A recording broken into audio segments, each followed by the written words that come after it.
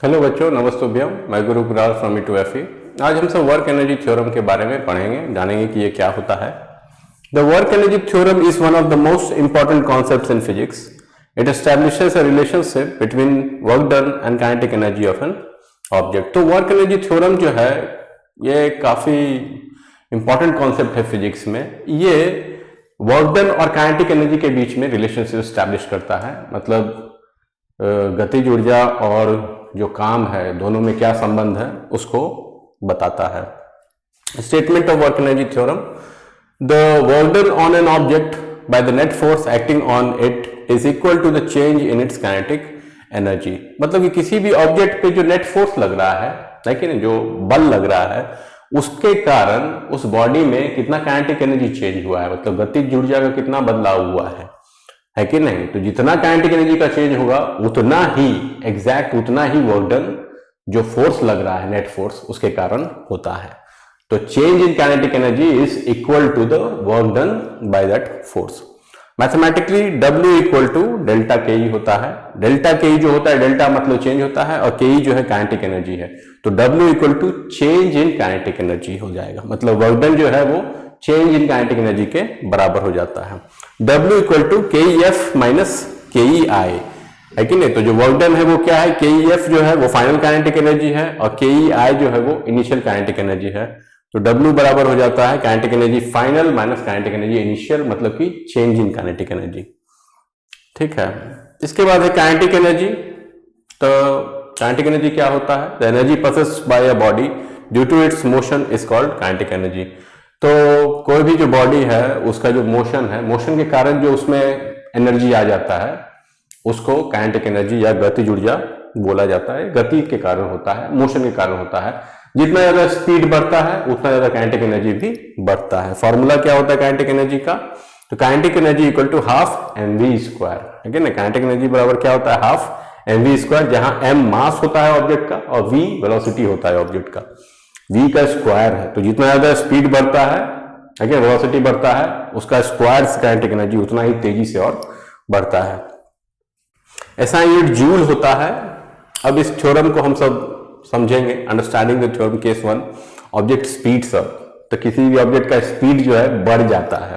When a force acts in the direction of motion, positive work is done, velocity increases, kinetic energy increases. तो जब force जो होता है, जो object act कर रहा है, लग रहा है, वो अगर फोर्स का डायरेक्शन और जो ऑब्जेक्ट मोशन कर रहा है उसका डायरेक्शन जब सेम होता है तो पॉजिटिव वर्क डन होता है और ऑब्जेक्ट का जो वेलोसिटी है वो बढ़ जाता है और काइनेटिक एनर्जी इंक्रीज कर जाता है। For example, football kicked bye a player start moving faster.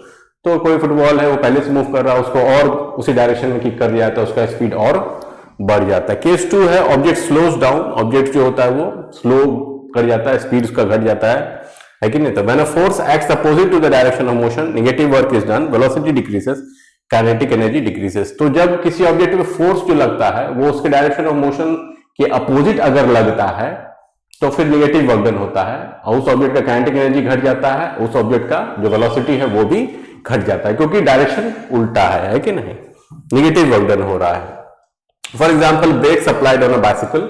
जैसे कि साइकिल चल रहा है स्पीड में और फिर ब्रेक लगाते हैं तो वो रुक जाता है, तो क्या हो रहा है? नेगेटिव वर्क डन हो रहा है। इसलिए साइकिल का जो स्पीड है वो घट जा रहा है, काइनेटिक एनर्जी भी घट जा रहा है। इसके बाद है derivation of work energy theorem. Work energy theorem को डिराइव हम सब कैसे करते हैं? तो consider a mass object m, a force acts on it and produces acceleration a using Newton second law F equal to ma and work done equal to force into displacement Fs। तो एक कोई भी object है वो mass small m का object ले लेना है, उस पे कैपिटल F फोर्स लगा देना है और उसके बाद सेकंड लॉ ऑफ मोशन से क्या आता है? F इक्वल टू ma होता है, force equal to mass into acceleration, और वर्क डन बराबर फोर्स इनटू डिस्प्लेसमेंट होता है। यहां पे वर्क डन का जो फोर्स इनटू डिस्प्लेसमेंट है उसमें जो फोर्स है उसके जगह पे सब्स्टिट्यूट कर देना है ma, F equal to ma। तो जो फॉर्मूला हो जाता है वर्क डन का वो बन जाता है MAS या mass into acceleration into displacement, है कि नहीं, ये बन जाता है। इसके बाद equation of motion v square minus u square equal to 2s use करना है हमको, और वहां से as की जगह पे, माने एक्सेलरेशन इनटू डिस्प्लेसमेंट की जगह पे क्या हम सब पुट कर देंगे? v square minus u square by 2। तो इसी को जब सब्स्टिट्यूट करेंगे W इक्वल टू MAS में तो ये बन जाएगा W इक्वल टू M और ब्रैकेट में हो जाएगा v square minus u square और बाय 2 ओवरऑल आ जाएगा। तो इसको जब फिर से लिखेंगे तो ये हो जाएगा half mv square minus half mu square. तो वर्क डन बराबर क्या हो जाएगा, half mv square minus half mu square. यहाँ v जो है वो फाइनल वेलोसिटी है और u जो है इनिशियल वेलोसिटी है, और हाफ mv स्क्वायर जो है ये काइनेटिक एनर्जी का फॉर्मूला है, तो ये फाइनल काइनेटिक एनर्जी है, और हाफ mu स्क्वायर जो है ये इनिशियल काइनेटिक एनर्जी का फॉर्मूला हो जाता है। इसीलिए KEF equal to half mv square, KEI equal to half mu square, और therefore W equal to KEF minus KEI। तो हम सब ये फॉर्मूला डिराइव कर लिए, इसी को W equal to delta KE लिख सकते हैं। तो इसी तरह से वर्क एनर्जी थ्योरम डिराइव होता है। Work done and change in kinetic energy are equal, तो जितना काम होता है उतना ही काइनेटिक एनर्जी चेंज होता है, दोनों बराबर होता है, यही वर्क एनर्जी थ्योरम बतलाता है। Positive work increases kinetic energy, तो अगर पॉजिटिव वर्क हो रहा है तो वहां पे काइनेटिक एनर्जी बढ़ता है। Negative work decreases kinetic energy, अगर निगेटिव वर्क हो रहा है तो वहां काइनेटिक एनर्जी घटता है। Zero work means no change in kinetic energy, अगर जीरो वर्क हो रहा है तो फिर वहां काइनेटिक एनर्जी का चेंज नहीं होगा, जीरो चेंज होगा, मतलब कि काइनेटिक एनर्जी नहीं बदलेगा। The theorem applies to all moving object, और ये जो थ्योरम है ये जितना भी मूविंग ऑब्जेक्ट है और जहां पे भी फोर्स लग रहा है और मोशन हो रहा है, डिस्प्लेसमेंट हो रहा है, उस सब जगह ये थ्योरम अप्लाई होता है।